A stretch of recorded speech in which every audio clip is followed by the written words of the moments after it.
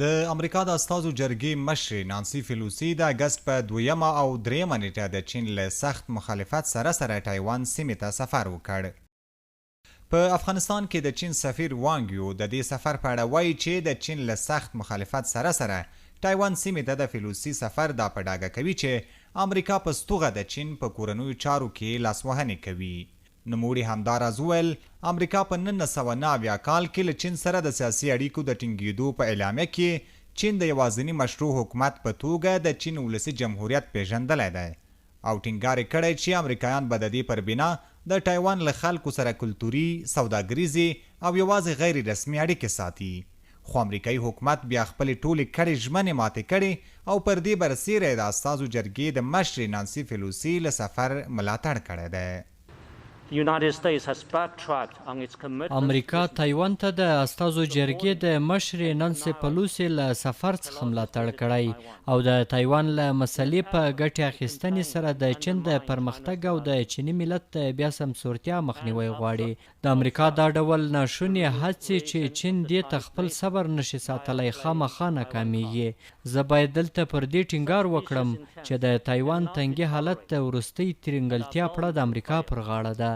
د وانګیو په خبر امریکا د تایوان له مسلې په ګټه اخیستنې سره د چین د پرمختګ او د چینی ملت د بیا سمسورتیا مخنیوی کول غواړي چې هیڅکله به خپل د غشوم هدف ته ونه رسیږي. نوموړی زیاتوي چې امریکا د اوکرایني بحران له پیښېدو راهیسې تل اور ته لمن وهلې او په خپله خوښه یې پر روسیې یو اړخیز بندیزونه لګولي چې له امله یې په ټوله نړۍ کې د غلو دانو او انرژۍ کمښت مخ په زیاتېدو دی او د سخت بشري بحران سبب شوی دی. امریکا د اوکرایني بحران له پیښېدو راهیسې تل په اور کې تیل اچولې او په خپله خوښه پر روسیې یو اړخیز بندیزونه یې لګولې چې له امله یې په ټوله نړۍ کې د غلو دانو او انرژۍ کمښت مخ په زیاتېدو دی او د سخت بشري بحران سبب ګرځېدلی دی. امریکا له دې څخه هیڅ تجربه نه ده زده کړې ان د تایوان مسله یې له اوکرایني بحران سره نښلولې ده.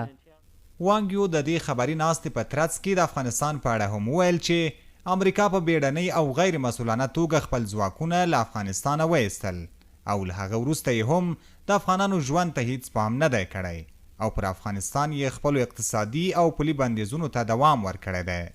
وانګیو همداراز د هغه مستند فلم په اړه چې د چین میډیا ګروپ لخوا جوړ شوی او د افغانستان پر یو شمېر ټلویزیونونو هم خپور شوی ویلي چې د ټپي په نوم په دغه مستند فلم کې د افغانانو ژوند ډیر ښه انځور شوی او دا هم په ډاګه ده چې په تیرو 20 کلونو کې امریکا د افغانستان لپاره څه کړي دي.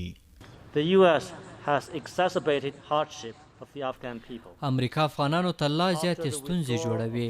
امریکا د خپلو ځواکونو له وتلو وروسته د افغانانو ژوند ته هیڅ پام نه دی کړی. پر افغانستان یې خپلو اقتصادي او پولي بندیزونو ته دوام ورکړی او د افغانانو شتمنۍ یې کنګل او غلا کړې ده. د امریکا داسې کړنې په افغانستان کې د بشري ناورینونو د سختوالي سبب ګرځېدلې دي. که څه هم افغانان شتمني لري خو د هیڅ ناورین ژغورونکي توکي او د ژوند لومړني توکي نشي اخیستلی.